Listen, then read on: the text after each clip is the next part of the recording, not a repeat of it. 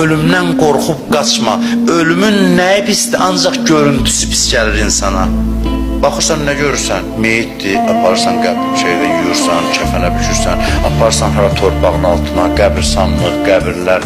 Hamısı qorxulu, xoşa gəlməz mənzərələrdir. Amma onun arxasında nə var? Hara gedirsən ölümlə? Onu soruşmur adamlar özlərini. Bilsələr hara gedirlər, görərlər ki, görüntüsü pisdir, arxası çox gözəldir. Görüntüsü pisdir.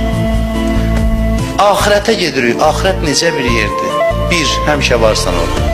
Da qorxu yoxdur ki, oğlum ölər, övladım dünyadan keçər, həyat yoldaşıma nəsə olar, evim əlimdən çıxar, pulum azalar, şan şöhrətim gedər. Belə bir şey qorxusu yoxdur.